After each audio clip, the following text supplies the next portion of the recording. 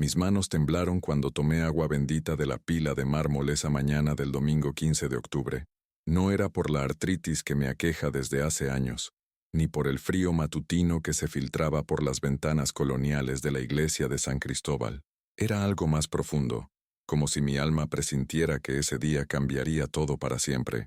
Me llamo Ismael Villaseñor, tengo 72 años, y desde que enviudé hace 3 años, cada domingo camino las 6 cuadras desde mi pequeña casa de adobe hasta la parroquia donde mis padres me bautizaron, donde me casé con mi querida Esperanza, y donde despedí a mi esposa cuando Dios decidió llevársela a su lado. Esa mañana, como siempre, llegué 15 minutos antes de que comenzara la misa de las 8.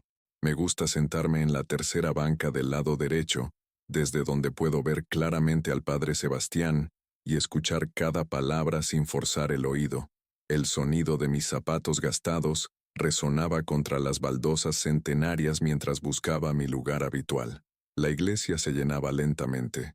Doña Carmen, la florista del mercado, ocupaba su lugar de siempre en primera fila con su rebozo negro perfectamente acomodado. Los hermanos Méndez, comerciantes respetados del pueblo, saludaban con cortesía a conocidos mientras se acomodaban en el centro. El aroma familiar del copal mezclado con las flores del altar me tranquilizaba, como había hecho durante décadas. Fue entonces cuando escuché los pasos apresurados que reconocí inmediatamente. Mi corazón dio un vuelco de alegría al voltear y ver a mi hijo Raúl entrando por la puerta principal. Hacía 2 meses que no venía a misa conmigo. Desde que se casó con Lorena hace año y medio, nuestros encuentros se habían vuelto esporádicos y tensos. Raúl tiene 35 años.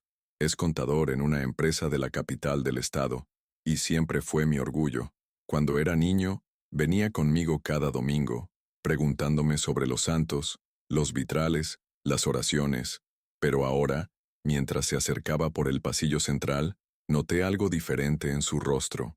Sus ojos evitaban los míos, y caminaba con esa rigidez que había aprendido a reconocer cuando algo lo perturbaba. Detrás de él venía Lorena. Mi nuera es una mujer de 30 años, cabello negro siempre perfectamente peinado, con esa elegancia fría que algunas personas confunden con distinción. Desde el día que la conocí, sentí que me miraba como si fuera un estorbo, un recordatorio incómodo del pasado humilde de mi hijo. Ella provenía de una familia acomodada de Tuxtla Gutiérrez, y nunca ocultó su desagrado por nuestro pequeño pueblo y nuestras tradiciones. «Buenos días, papá», murmuró Raúl al llegar a mi banca, pero su saludo sonó mecánico, como si cumpliera con una obligación social. «Qué alegría verte, hijo», respondí con genuina emoción, haciendo espacio para que se sentaran conmigo. «Lorena, buenos días, hija». Ella me dirigió una sonrisa que no llegaba a sus ojos. «Don Ismael», dijo secamente, y se acomodó en el extremo de la banca, manteniendo la mayor distancia posible entre nosotros. Durante los primeros minutos de la misa, traté de concentrarme en las palabras del Padre Sebastián, pero mi atención se dividía entre la liturgia y la extraña tensión que emanaba de mi hijo y mi nuera. Lorena sostenía su bolso con fuerza excesiva, y sus dedos tamborileaban nerviosamente contra el cuero. Raúl mantenía la vista fija al frente, pero yo conocía esa expresión. Era la misma que ponía de niño cuando había hecho algo que sabía que me decepcionaría. Cuando llegó el momento de los anuncios parroquiales, el Padre Sebastián invitó a la comunidad a compartir intenciones especiales. Era una tradición que yo conocía bien. Ocasionalmente, algún feligrés pedía oraciones por un enfermo, por trabajo, por la familia. Nunca imaginé que ese día, esa tradición se convertiría en el escenario de mi humillación más profunda. Lorena se puso de pie abruptamente. El movimiento fue tan súbito que varias personas voltearán a verla. Mi corazón comenzó a latir con fuerza, presintiendo algo terrible. «Padre», dijo con voz clara y potente que resonó por toda la nave, «quiero pedir a toda la comunidad que recen por mi suegro». Un murmullo de curiosidad se extendió entre los asistentes. Yo la miré confundido, sintiendo cómo el calor subía a mi rostro. ¿Por qué pediría oraciones por mí de esa manera tan pública? ¿Acaso pensaba que estaba enfermo? Pero entonces, con una frialdad que me heló la sangre, Lorena continuó con voz aún más alta. «Recen por él, que solo trajo desgracia a nuestra familia». El silencio que siguió fue ensordecedor, Sentí como si el suelo se abriera bajo mis pies. Todas las miradas de la congregación se clavaron en mí como dagas. Doña Carmen se llevó la mano al pecho, horrorizada. Los hermanos Méndez intercambiaron miradas de shock. El padre Sebastián se quedó inmóvil en el altar, sin saber cómo reaccionar. Desde que llegó a vivir a nuestro barrio, continuó Lorena, su voz cargada de un veneno que jamás había escuchado tan claramente. No ha hecho más que causar problemas. Está arruinando el matrimonio de mi esposo, manipulándolo con lástimas y chantajes emocionales. Mi mundo se desmoronó en ese instante. Traté de voltear hacia Raúl, esperando que se pusiera de pie, que me defendiera, que dijera que su esposa estaba mintiendo. Pero mi hijo permanecía sentado, con la cabeza gacha, como un niño castigado. Su silencio fue más doloroso que todas las acusaciones de Lorena juntas. «Se aprovecha de ser viudo para conseguir atención», gritó mi nuera, ahora completamente fuera de control. «Hace que Raúl se sienta culpable por vivir su propia vida. Por eso pedimos que recen por él, para que Dios le dé sabiduría y deje de ser tan egoísta». Las lágrimas comenzaron a brotar de mis ojos sin que pudiera controlarlas. 72 años de vida, de trabajo honrado, de haber criado a mi hijo con amor después de que su madre muriera cuando él tenía 12 años, se desvanecían ante las miradas de juicio de mis vecinos. La vergüenza me quemaba el pecho como hierro al rojo vivo. El padre Sebastián finalmente reaccionó. «Señora, por favor, este no es el lugar ni la manera», comenzó. Pero Lorena no había terminado. «Toda la familia de mi esposo está de acuerdo conmigo», mintió descaradamente. «Todos sabemos que don Ismael es un hombre amargado que no soporta vernos felices». Me puse de pie con las piernas temblorosas. La humillación era tan intensa que sentía náuseas. Mi respiración se agitó, y por un momento temí desmayarme allí mismo, delante de toda la comunidad que me había visto crecer, que había respetado mi trabajo como carpintero durante décadas. «Raúl», susurré con voz quebrada dirigiéndome a mi hijo que aún no levantaba la cabeza. «Hijo, por favor». Pero él no respondió, no me miró. Su cobardía fue el golpe final que necesitaba mi corazón para romperse completamente. Con la poca dignidad que me quedaba, tomé mi sombrero y comencé a caminar hacia la salida.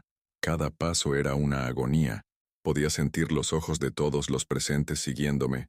Podía escuchar los susurros que ya comenzaban a brotar como hierbas venenosas. Al llegar a la puerta, me volví una última vez.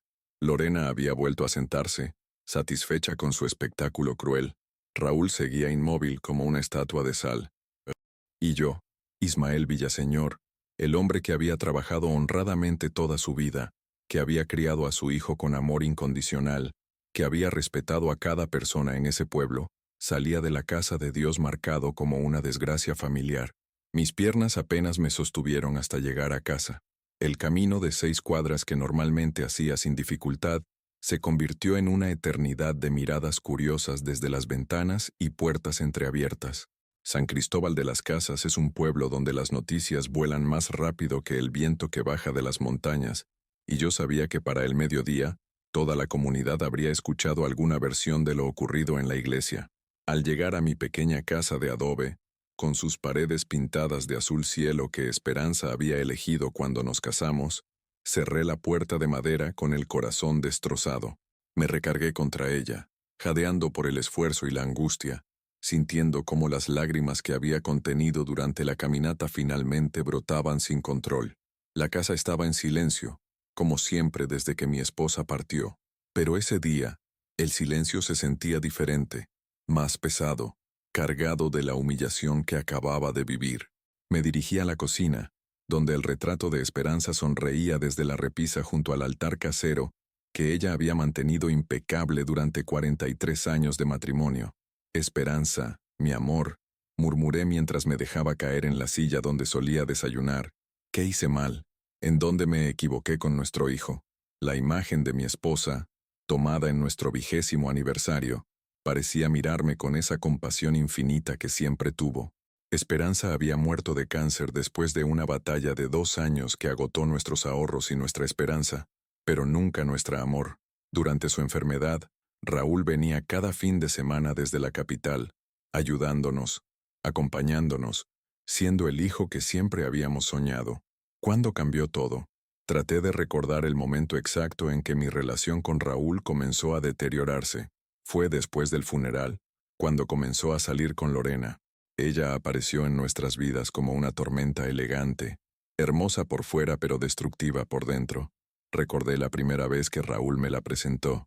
Era diciembre de hace 2 años, y habían venido a pasar las posadas. Lorena había mirado mi casa con disimulado desprecio, haciendo comentarios sobre la rusticidad encantadora del pueblo, como si fuéramos una curiosidad folclórica. Pero Raúl estaba tan enamorado que no veía, o no quería ver, la condescendencia en cada gesto de ella. Durante esa visita, yo había preparado mole como Esperanza me había enseñado, usando la receta que había pasado de generación en generación en su familia.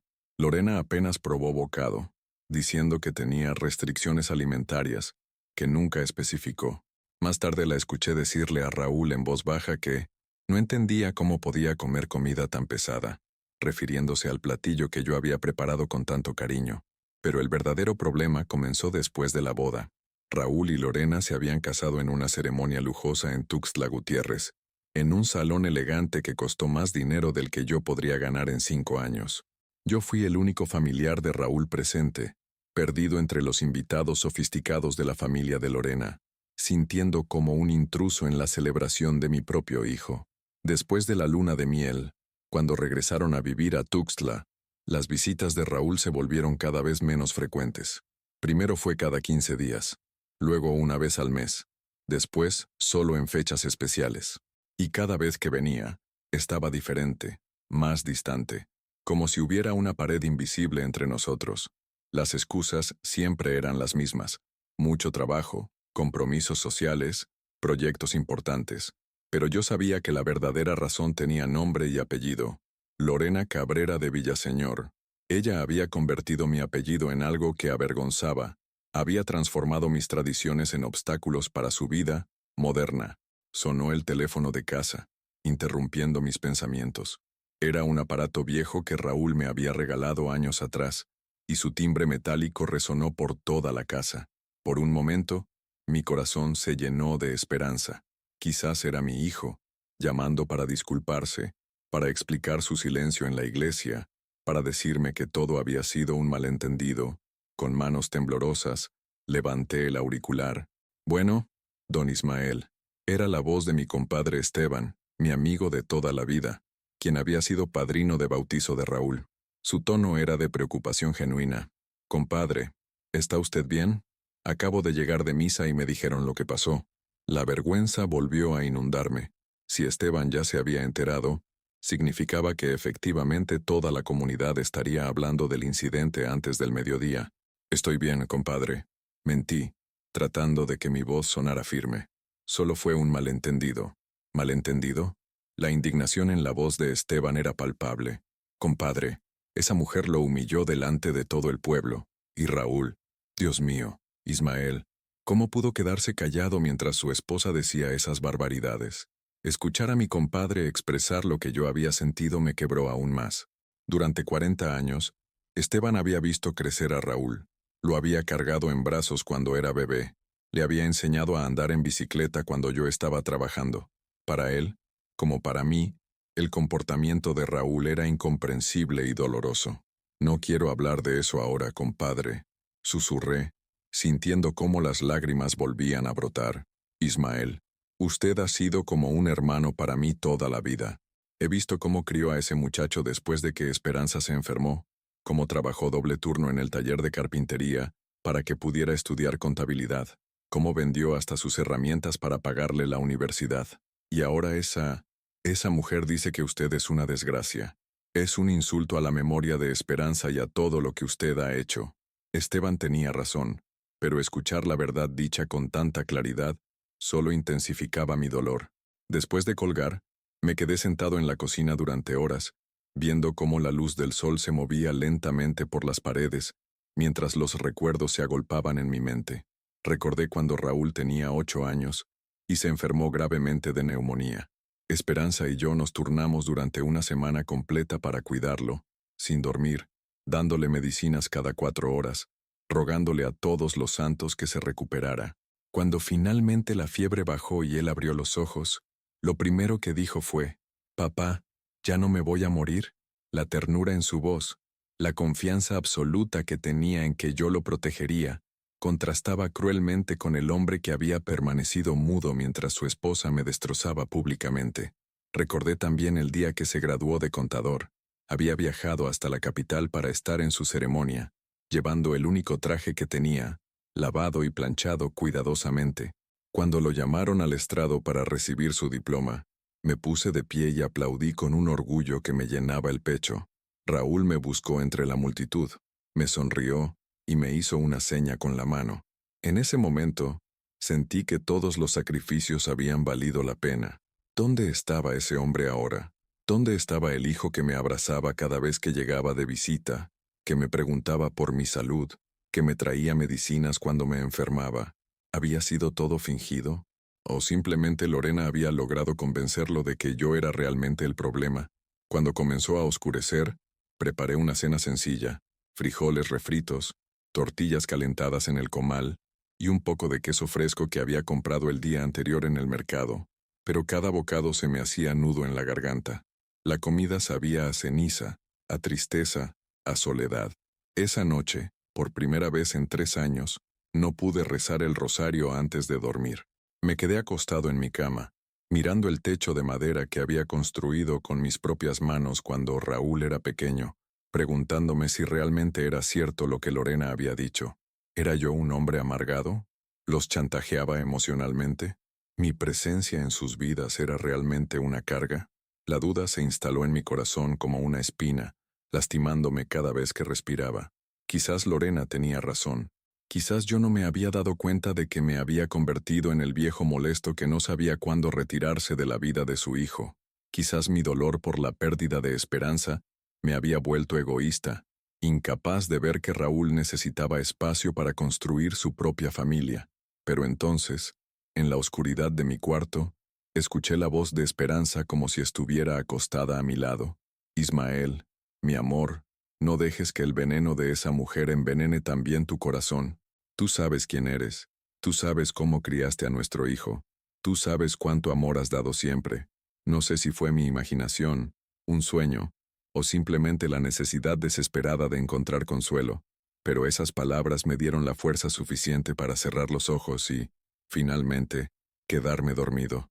Los días siguientes fueron los más duros que había vivido desde la muerte de Esperanza. Cada mañana me despertaba con la esperanza de que todo hubiera sido una pesadilla, pero la realidad me golpeaba como agua fría cuando recordaba las palabras venenosas de Lorena resonando en la iglesia y el silencio cobarde de mi hijo. El lunes por la mañana, cuando fui al mercado para comprar lo necesario para la semana, sentí las miradas y los susurros seguirme como sombras. Doña Remedios, que vendía verduras en el mismo puesto desde hace 30 años, me saludó con una sonrisa forzada y me preguntó cómo estaba, después de lo del domingo, con una curiosidad que trataba de disimular como preocupación. «Bien, doña Remedios. Gracias por preguntar», respondí con la mayor dignidad posible, pero mis manos temblaron cuando le pagué los tomates y las cebollas. En la carnicería, don Aurelio, quien había sido cliente mío cuando tenía el taller de carpintería, me apartó discretamente y me dijo en voz baja: «Ismael, no haga caso de habladurías. Yo lo conozco desde hace 40 años, y usted es un hombre de bien. Esa mujer no sabe lo que dice». Sus palabras me consolaron, pero también confirmaron mis peores temores. Todo el pueblo estaba hablando del incidente. Me imaginé las conversaciones en cada casa, en cada esquina, especulando sobre mi vida, mi relación con Raúl, inventando detalles que justificaran o condenaran las acusaciones de Lorena. El martes, recibí una visita inesperada. Era mi hermana Consuelo, que vivía en el pueblo vecino de Comitán y que había manejado 2 horas para venir a verme después de que alguien le contara lo sucedido. Consuelo es 3 años menor que yo, pero siempre ha sido la más fuerte de los dos, la que tomaba las decisiones difíciles en la familia. «Hermano», me dijo mientras preparaba café en mi cocina con la familiaridad de quien conoce cada rincón de la casa. «Vine en cuanto me enteré. No podía creer lo que me dijeron, pero necesitaba verte con mis propios ojos». Consuelo había querido mucho a Raúl desde que era niño. Después de que Esperanza murió, ella había estado muy pendiente de nosotros. preocupándose porque mi hijo no descuidara a su padre viudo. Verla ahora, con el ceño fruncido y los labios apretados, me hizo sentir que no estaba completamente solo. ¿Es verdad que Raúl no te defendió?, preguntó directamente, como era su costumbre. Asentí sin poder hablar. Solo recordar esa escena me revolvía el estómago. Ese muchacho perdió el rumbo, sentenció Consuelo con dureza. Esperanza debe estar revolcándose en su tumba de ver cómo su hijo le falta el respeto a su padre de esa manera. Durante 3 días, mi hermana se quedó conmigo, cocinando, limpiando, pero sobre todo escuchándome desahogar décadas de frustraciones que ni siquiera sabía que cargaba. Le conté sobre los cambios graduales en Raúl, sobre cómo Lorena había ido alejándolo poco a poco, sobre las visitas que se volvían más cortas y menos frecuentes, sobre las excusas constantes. ¿Sabes qué me duele más?, le confesé una tarde mientras tomábamos café en el patio trasero. No es que Lorena me haya humillado, es que Raúl la dejó hacerlo. Es que mi propio hijo eligió su comodidad antes que defender a su padre. Consuelo asintió gravemente. El problema no es solo esa mujer, Ismael. El problema es que Raúl se convirtió en un cobarde. Y los cobardes siempre encuentran excusas para justificar su cobardía. El miércoles por la tarde, mientras Consuelo había ido al mercado, recibí otra llamada telefónica. Esta vez sí era Raúl. Mi corazón se aceleró cuando escuché su voz, mezcla de esperanza y nerviosismo corriendo por mis venas. «Papá», dijo con voz vacilante, «necesitamos hablar». «Claro, hijo», respondí inmediatamente, sintiendo como si me hubieran devuelto el aliento. «¿Cuándo puedes venir?». Hubo una pausa larga al otro lado de la línea. «No puedo ir por ahora. Tengo mucho trabajo y... bueno, Lorena no se siente bien después de lo que pasó el domingo». ¿Lorena no se sentía bien? La indignación me subió por la garganta como bilis. Ella había sido quien había montado todo el espectáculo, quien me había humillado públicamente, y ahora resulta que era ella la que no se sentía bien. «Raúl», dije tratando de mantener la calma, «hijo, necesito que me expliques qué pasó el domingo. Necesito entender por qué no dijiste nada cuando tu esposa me estaba atacando de esa manera». «Papá, las cosas son más complicadas de lo que usted cree», respondió con un tono que reconocí inmediatamente. Era el mismo que usaba cuando era adolescente y trataba de justificar alguna travesura. Lorena no quería lastimarlo, pero ha estado muy estresada últimamente. Y... «¿Estresada por qué, hijo?», lo interrumpí, sintiendo cómo la paciencia se me agotaba. «Por la situación económica, papá. Compramos una casa nueva, tenemos compromisos, y ella siente que, bueno, que usted a veces nos presiona para que vengamos más seguido, y eso nos genera gastos que ahora no podemos permitirnos». La verdad comenzó a aclararse como agua sucia que finalmente se asienta. No era que yo fuera una carga emocional, era que representaba una carga financiera. Las visitas implicaban gastos de gasolina, comidas, regalos, tiempo que ellos consideraban dinero perdido. Mi existencia era un obstáculo para su prosperidad económica. Entonces, dije con una claridad dolorosa, el problema no es que yo sea manipulador o amargado. El problema es que soy pobre. «No, papá, no es eso», protestó Raúl, pero su voz sonaba hueca, sin convicción. «Hijo», continué sintiendo una extraña calma descender sobre mí. «Déjame preguntarte algo. ¿Cuándo fue la última vez que viniste a verme porque realmente querías estar conmigo? ¿Cuándo fue la última vez que me llamaste solo para saber cómo estaba, sin que fuera mi cumpleaños o alguna fecha especial?» El silencio del otro lado de la línea fue más elocuente que cualquier respuesta. «Tu madre», continué, «trabajó en casa de familia durante 20 años para ayudarme a pagar tus estudios. Yo vendí mis herramientas de carpintero, las mismas que había heredado de mi padre, para comprarte los libros de la universidad. Nunca te pedimos nada a cambio, solo que fueras feliz y que recordaras de dónde venías. Papá, yo sí recuerdo, pero Lorena, te avergüenza de eso». Terminé la frase por él. «Te avergüenza tener un padre carpintero que vive en una casa de adobe en un pueblo pequeño. Te avergüenza que tus suegros sepan que vienes de la pobreza. No es así, papá.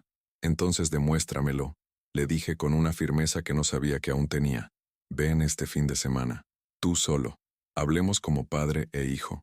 Sin intermediarios. Sin excusas. Sin Lorena. Si realmente me quieres como dices, Si realmente no te avergüenzas de mí, ven a verme. Otra pausa larga. Cuando Raúl volvió a hablar, su voz sonaba distante, formal. Papá, este fin de semana no puedo. Tenemos un compromiso social importante. Quizás la próxima semana. Colgué el teléfono sin decir adiós. Por primera vez en mi vida, colgué una llamada de mi hijo. Pero también, por primera vez en meses, me sentí completamente claro sobre la situación. Cuando Consuelo regresó del mercado y me encontró sentado en la cocina con expresión serena, se preocupó. ¿Qué pasó, hermano? Te ves diferente. Habló Raúl. Le dije simplemente. Y confirmé lo que ya sabía en el fondo, pero no quería aceptar. Mi hijo ya no es mi hijo.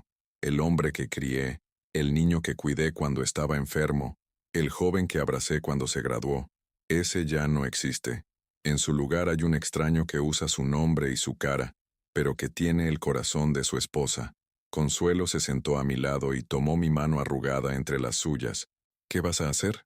Voy a hacer lo que debí hacer hace tiempo. Respondí con una determinación que me sorprendió a mí mismo. Voy a vivir mi vida sin esperar nada de él. Voy a dejar de ser el padre rogón que llama cada semana preguntando cuándo van a venir. Voy a dejar de ser el viejo patético que se conforma con las migajas de cariño que le aventan de vez en cuando. Mi hermana sonrió por primera vez desde que había llegado. Así me gusta, Ismael. Ya era hora de que recuperaras tu dignidad. Esa noche, antes de que Consuelo regresara a Comitán, me ayudó a hacer algo que llevaba meses posponiendo.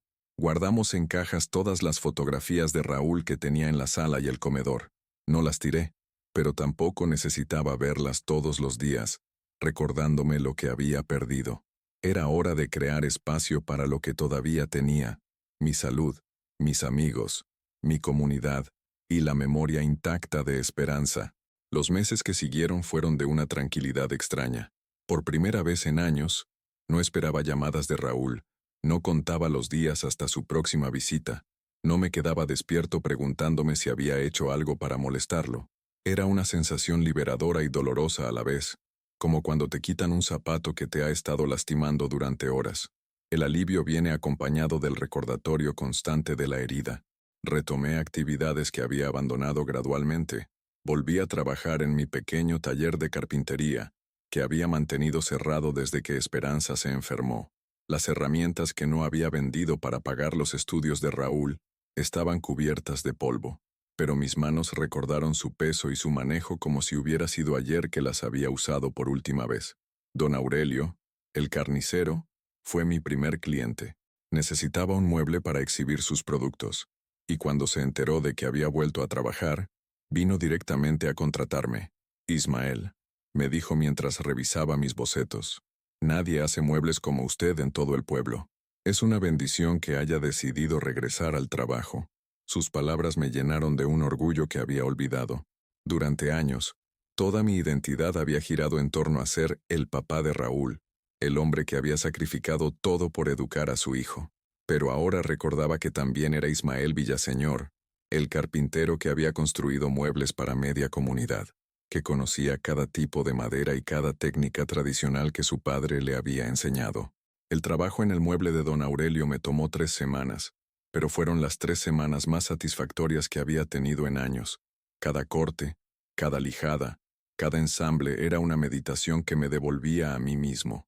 Cuando terminé, el mueble era una obra de arte funcional: madera de pino tratada con aceite de linaza, herrajes forjados a mano, compartimientos perfectamente dimensionados para exhibir los productos.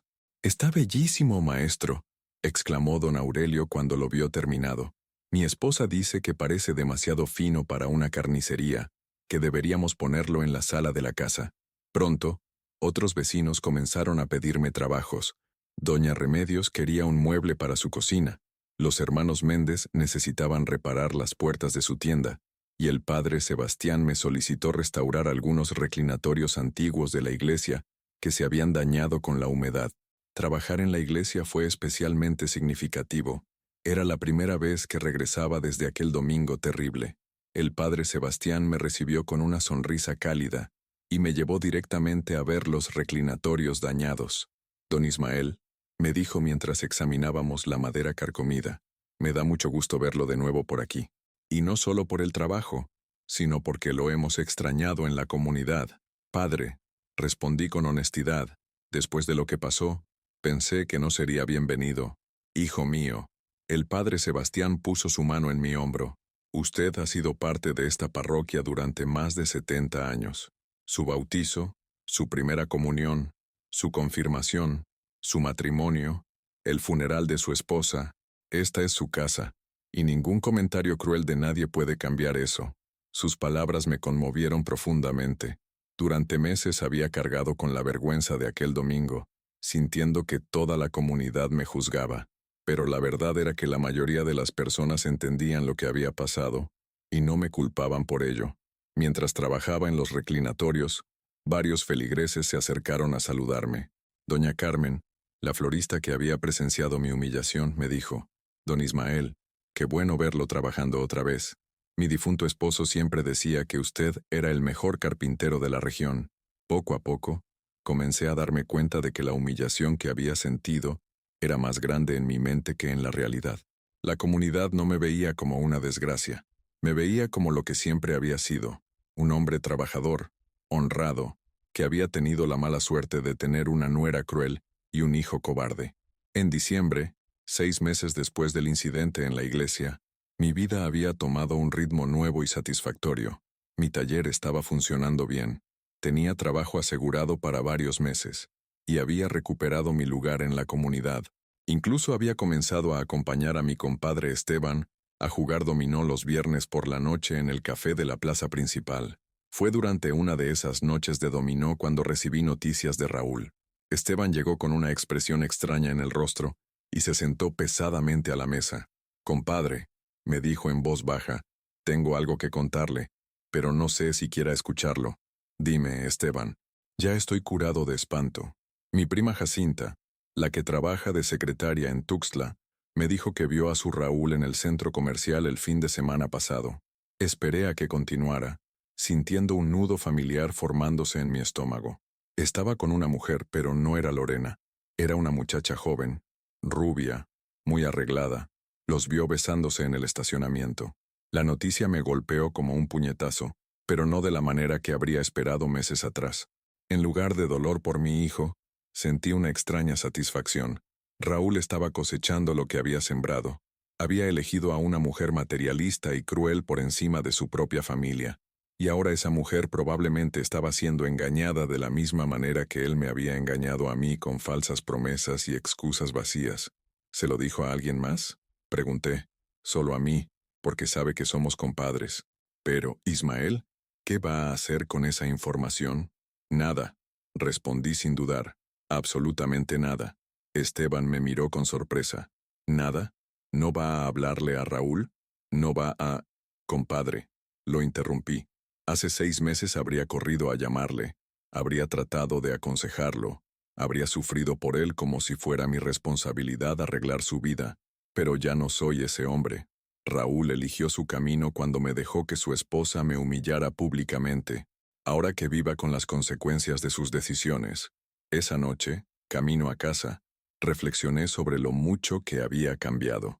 El hombre que había salido destrozado de la iglesia en octubre era muy diferente del hombre que ahora caminaba con paso firme por las calles empedradas de San Cristóbal. Ya no era el padre desesperado que mendiga cariño, era simplemente Ismael, un hombre completo por sí mismo. En enero, justo un año después de la muerte de Esperanza, decidí hacer algo que había estado posponiendo desde que ella murió: reorganizar completamente nuestra recámara.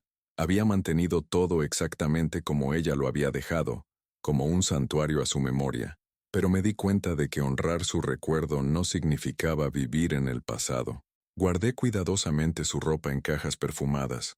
Doné lo que sabía que ella habría querido compartir con familias necesitadas, y redecoré el cuarto con colores más alegres. No era que estuviera olvidando a Esperanza, era que estaba aprendiendo a vivir con su amor como una fuerza que me impulsaba hacia adelante, no como una cadena que me mantenía anclado en el dolor. Durante este proceso de renovación, encontré una carta que Esperanza había escrito poco antes de morir, dirigida a mí. Estaba escondida en su joyero, entre las pocas joyas que habíamos podido comprar durante nuestro matrimonio. Mi querido Ismael, decía la carta con su letra temblorosa pero clara. Si estás leyendo esto es porque ya no estoy contigo físicamente, pero quiero que sepas que mi amor por ti trasciende la muerte. No vivas en mi recuerdo como si fuera una prisión. Vive llevando conmigo en tu corazón, pero construyendo una vida que me haga sentir orgullosa de ti. Cuida a nuestro Raúl, pero no te olvides de cuidarte a ti mismo. Eres un hombre excepcional, y tu vida tiene valor más allá de ser esposo o padre. Te amo eternamente. Esperanza. Lloré al leer esa carta, pero fueron lágrimas diferentes a las que había derramado durante meses. Fueron lágrimas de gratitud, de comprensión, de aceptación. Esperanza me estaba dando permiso para ser feliz nuevamente, para construir una vida que tuviera significado independientemente de lo que pasara con Raúl. Esa noche dormí más profundamente de lo que había dormido desde que ella murió. 2 años completos habían pasado desde aquel domingo que cambió mi vida para siempre. Era marzo de 2026, y yo había cumplido 74 años el mes anterior. Mi taller de carpintería prosperaba más de lo que había imaginado. Tenía una lista de espera de 3 meses para mis trabajos, y mi salud se había fortalecido con el regreso a la actividad física y mental que me daba mi oficio. Esa mañana de sábado estaba terminando de lijar una cómoda de cedro rojo para la familia Contreras, cuando escuché pasos conocidos acercándose a mi taller. Era un sonido que había aprendido a identificar desde que Raúl era niño. Su manera particular de caminar, arrastrando ligeramente el pie izquierdo, herencia de una lesión que se había hecho jugando fútbol en la secundaria. Levanté la vista y ahí estaba él, parado en la entrada del taller, con el sol de marzo creando una silueta que me transportó inmediatamente a cuando tenía 20 años y venía a ayudarme después de clases. Pero este Raúl de 37 años se veía diferente. Su ropa era menos elegante de lo que recordaba. Tenía ojeras profundas y había perdido peso. Su expresión era de un hombre derrotado. «Papá», dijo con voz vacilante. «¿Puedo pasar?» No respondí inmediatamente. Continué lijando la madera con movimientos uniformes, sintiendo la textura suave bajo mis dedos curtidos por décadas de trabajo. Era mi taller, mi espacio, y por primera vez en mi vida, él era quien venía a pedirme permiso para entrar. «Es tu decisión», respondí finalmente, sin dejar de trabajar. Raúl entró lentamente, mirando alrededor con una mezcla de nostalgia y asombro. El taller había cambiado mucho desde la última vez que lo había visto. Ahora tenía mejor organización, herramientas nuevas que había comprado con las ganancias de mi trabajo, y varios muebles terminados esperando ser entregados. «Se ve muy bien esto, papá», comentó, tocando nerviosamente el borde de mi mesa de trabajo. No sabía que había vuelto a trabajar. «Hay muchas cosas que no sabes de mi vida», respondí con una tranquilidad que me sorprendió. Pero supongo que eso es normal cuando alguien decide desaparecer durante 2 años. Raúl se quedó en silencio, observándome trabajar.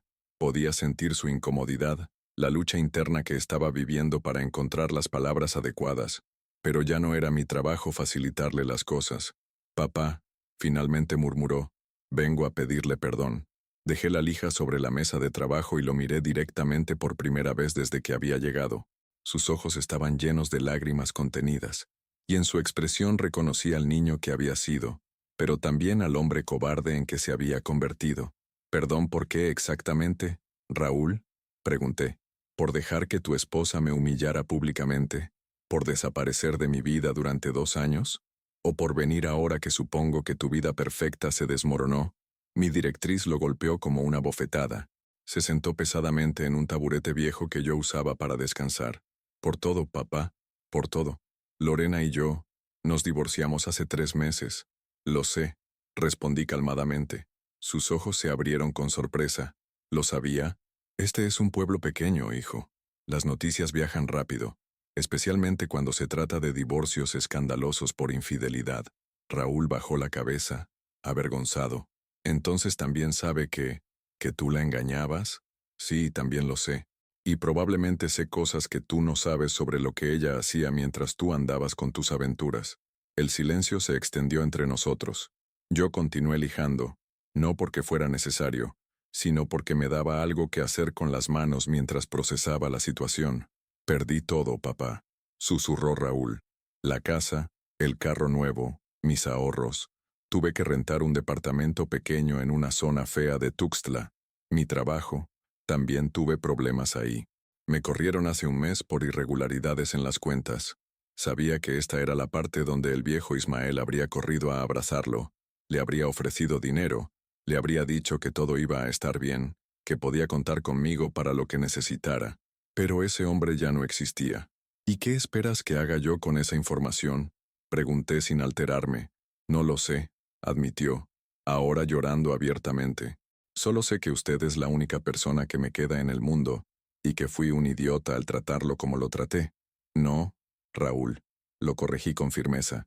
No fuiste un idiota. Los idiotas cometen errores por ignorancia. Tú tomaste decisiones conscientes. Elegiste el dinero sobre la familia. Elegiste la comodidad social sobre la lealtad. Elegiste el silencio cobarde sobre defender a tu padre. Esas no fueron decisiones de un idiota. Fueron decisiones de un hombre sin principios. Mis palabras eran duras, pero necesarias. Durante años había sido condescendiente con él, justificando sus comportamientos, encontrando excusas para su frialdad creciente. Pero ya no tenía la energía ni el interés de proteger sus sentimientos a costa de mi propia dignidad. Tiene razón, admitió entre sollozos. Tiene razón en todo. Pero papá, por favor, necesito que me perdone. Necesito que me dé una oportunidad de demostrarle que puedo cambiar. Me levanté de mi banco de trabajo y caminé hacia la ventana que daba al patio trasero. Ahí estaban los rosales que Esperanza había plantado años atrás, floreciendo hermosamente después de que yo había aprendido a cuidarlos por mí mismo. ¿Sabes cuál es la diferencia entre tú y yo, Raúl? Le pregunté sin voltear a verlo. Cuando yo me equivoco, aprendo de mis errores y cambio. Cuando tú te equivocas, buscas a alguien que te perdone para poder seguir siendo el mismo. No, papá, esta vez es diferente. Esta vez realmente entiendo. ¿Entiendes qué? Lo interrumpí, volteando para enfrentarlo. ¿Entiendes que me necesitas ahora que no tienes dinero? ¿Entiendes que soy tu última opción ahora que te quedaste solo? Eso no es entender, Raúl. Eso es conveniencia. Se puso de pie, desesperado. No es conveniencia. Es que me di cuenta de que lo más valioso que tenía era usted, y lo perdí por mi estupidez. Te voy a hacer una pregunta muy simple, le dije, cruzando los brazos. Si mañana te ofrecieran un trabajo bien pagado en otra ciudad, si conocieras a una mujer que te gustara mucho pero que no me soportara, si tuvieras que elegir entre tu comodidad y estar cerca de mí, ¿qué elegirías? Raúl abrió la boca para responder, pero no salieron palabras. En ese silencio, ambos encontramos la verdad que no quería admitir. Exacto, dije con una sonrisa triste. Aún no estás listo para ser el hijo que yo merezco. Y ¿sabes qué, Raúl? Ya no tengo tiempo para esperar a que madures. Me dirigí hacia la puerta del taller. Puedes quedarte el tiempo que necesites para pensarlo. Pero cuando salgas de aquí, quiero que sepas que si decides volver a buscarme, será porque realmente quieres una relación conmigo, no porque me necesitas para solucionar tus problemas. Papá, por favor, Raúl. Lo detuve con voz firme pero no cruel. Tengo 74 años. He vivido 2 años increíbles desde que dejé de esperarte, desde que dejé de necesitar tu aprobación para sentirme valioso. He redescubierto quién soy más allá de ser tu padre. Si quieres ser parte de mi vida, tienes que demostrarme con hechos, no con palabras, que puedes respetar al hombre que soy, no solo buscar al padre que necesitas. Salí del taller y lo dejé allí. No miré atrás, caminé hacia mi casa, preparé mi almuerzo, y me senté en el patio a disfrutar la tarde de marzo. 1 hora después, escuché su carro alejándose. No sé si Raúl volverá, y por primera vez en mi vida como padre, me doy cuenta de que no importa. Si regresa, será bienvenido, pero con condiciones claras. Si no regresa, seguiré siendo el hombre completo y satisfecho que he aprendido a ser. Esa tarde, mientras regaba los rosales de esperanza, sentí una paz profunda. No era la paz del hombre resignado, sino la paz del hombre que finalmente había aprendido a valorarse a sí mismo.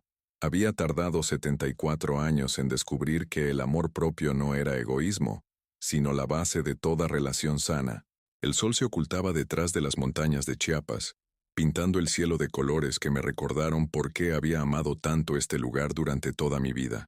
Tenía mi trabajo, mi comunidad, mis recuerdos hermosos de esperanza, y sobre todo, tenía mi dignidad intacta. Si esta es la historia de un viejo que perdió a su hijo, también es la historia de un hombre que se encontró a sí mismo. Y al final del día, después de todo lo vivido, puedo decir con certeza que valió la pena. 6 meses habían transcurrido desde la visita de Raúl a mi taller. Durante ese tiempo, mi vida había continuado su curso próspero y tranquilo. Mi trabajo como carpintero me mantenía ocupado y satisfecho. Había desarrollado amistades más profundas en la comunidad, y por primera vez en décadas, me sentía completamente dueño de mi destino.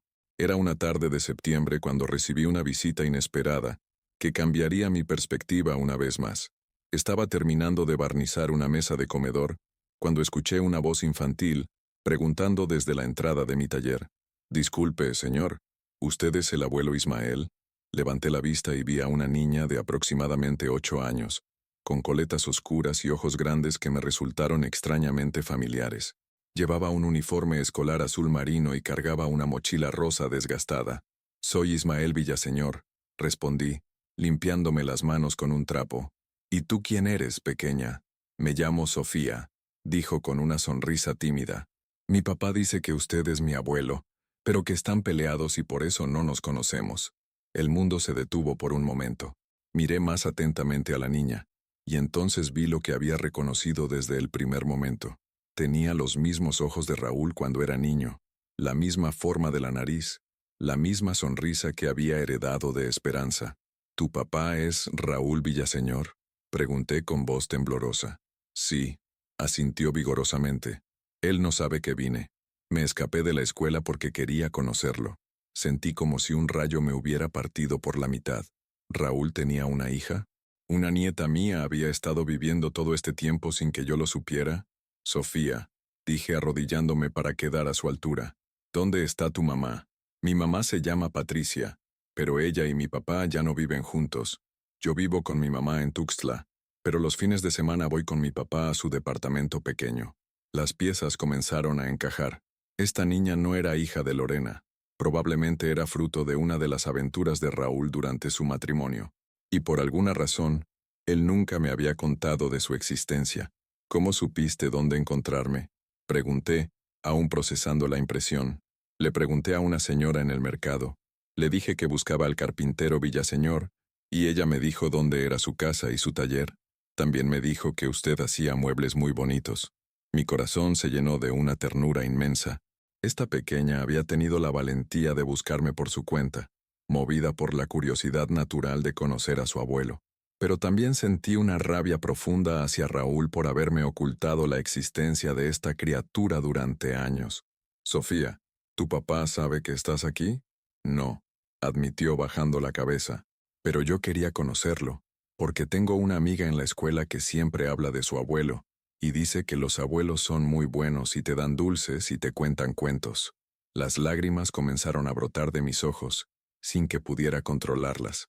Esta niña había venido buscando lo que todos los nietos merecen, el amor incondicional de un abuelo. Y yo había estado viviendo sin saber que tenía una nieta que quizás me necesitaba tanto como yo la necesitaba a ella. «Ven acá, mi niña», le dije abriendo los brazos. Ella corrió hacia mí sin dudar y se dejó abrazar con una confianza que me destrozó el corazón. Olía a jabón de bebé y a lápices de colores, y su abrazo tenía esa pureza que solo los niños pueden dar. «¿De verdad es mi abuelo?», preguntó contra mi pecho.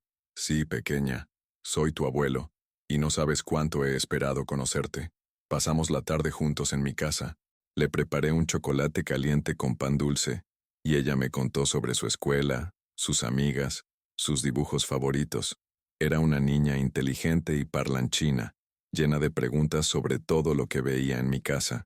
«¿Por qué tiene tantos muebles bonitos, abuelo?» «Porque yo los hago, mi amor. Soy carpintero. ¿Me puede enseñar a hacer algo?». Y así fue como pasé las siguientes 2 horas enseñándole a usar papel de lija suave en un pedazo de madera, viendo cómo sus ojitos se iluminaban con cada nuevo descubrimiento. Era como revivir los momentos que había tenido con Raúl cuando era niño, pero con la sabiduría adicional de saber lo preciosos que eran estos instantes. Cuando comenzó a oscurecer, supe que tenía que llamar a Raúl, Sofía me dio su número de teléfono, y con el corazón acelerado, marqué. «Papá», la voz de Raúl sonaba sorprendida y preocupada. «¿Cómo consiguió mi número? Tengo aquí a alguien que quiere hablar contigo», respondí, pasándole el teléfono a Sofía. «Papá, estoy con el abuelo Ismael. Es súper bueno y me enseñó a lijar madera». Pude escuchar la explosión de Raúl desde mi lugar. Cuando Sofía me devolvió el teléfono, mi hijo estaba histérico. «Papá, ¿cómo se le ocurre?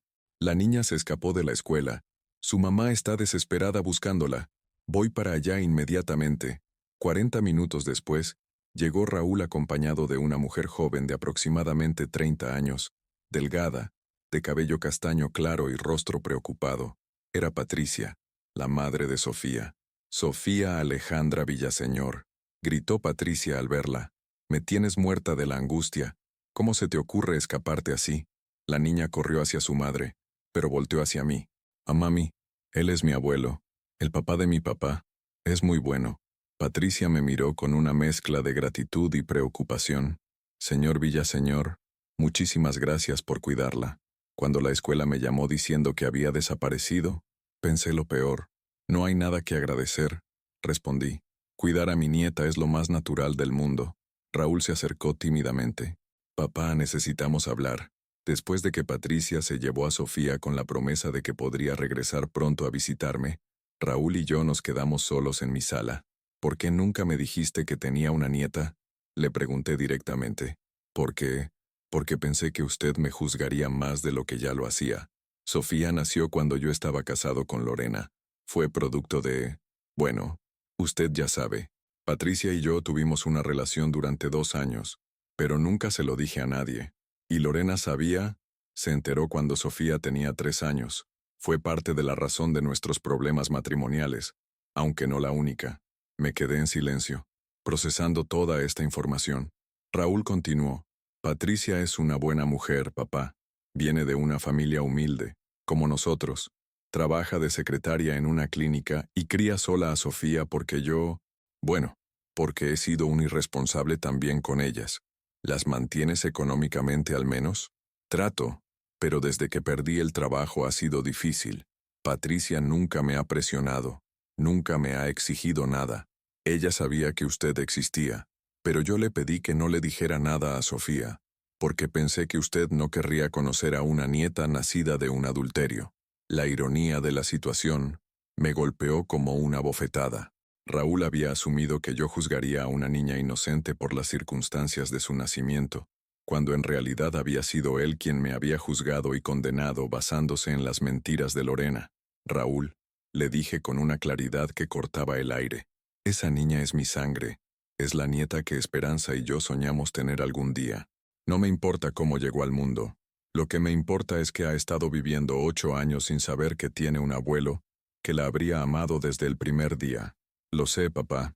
Me equivoqué en todo. Sí, te equivocaste, pero ahora tenemos la oportunidad de hacer las cosas bien, por ella». Esa noche, acostado en mi cama, reflexioné sobre los giros inesperados que puede dar la vida. Había estado preparado para vivir el resto de mis días sin Raúl, concentrándome en mi propia felicidad y bienestar, pero ahora aparecía Sofía, trayendo consigo la posibilidad de ser el abuelo que siempre había soñado ser. También pensé en Patricia, una mujer que había criado sola a mi nieta durante años, trabajando y luchando sin el apoyo que debería haber tenido. Decidí que, independientemente de lo que pasara con Raúl, yo iba a ser parte de la vida de esas 2 mujeres que tanto lo merecían. Al domingo siguiente, Raúl trajo a Sofía y a Patricia a desayunar conmigo. Preparé chilaquiles rojos como Esperanza me había enseñado, y por primera vez en años, mi mesa de comedor se llenó de risas y conversaciones familiares. Sofía me contó sobre sus clases de ballet, me mostró sus dibujos, me pidió que le contara cuentos de cuando su papá era niño. Patricia, inicialmente tímida, gradualmente se relajó y participó en la conversación con una naturalidad que me hizo sentir que había ganado no solo una nieta, sino también una nuera que realmente apreciaba los valores familiares. «Sofía», le dije cuando terminamos de desayunar, «¿te gustaría venir a visitarme todos los sábados? Podríamos trabajar juntas en el taller. Te puedo enseñar a hacer cosas bonitas con la madera. Sus ojos se iluminaron como 2 estrellas. Sí, abuelo. Y usted me puede contar más cuentos de mi abuela Esperanza. Miré a Raúl, que observaba la escena con lágrimas en los ojos. Por primera vez desde hacía años, vi en él al hombre que había criado, al hijo que había perdido en algún momento del camino. Ah, papá, me dijo cuando Patricia y Sofía salieron al patio a ver los rosales. Gracias por darme otra oportunidad. Sé que no la merezco. No es a ti a quien le estoy dando una oportunidad, Raúl. Le respondí con honestidad. Es a mi nieta. Pero si tú quieres aprovechar esta segunda oportunidad para ser mejor hombre, mejor padre, y quizás, algún día, mejor hijo, depende completamente de ti. Y así fue como mi historia, que había comenzado con una humillación pública y había continuado con una búsqueda de dignidad personal, tomó un giro que nunca había imaginado. A los 74 años, no solo había encontrado paz conmigo mismo, sino que también había ganado lo que más había deseado durante años sin saberlo, una nieta que me amaba incondicionalmente. La vida, pensé esa noche mientras veía las estrellas desde mi patio, siempre tiene una carta más por jugar.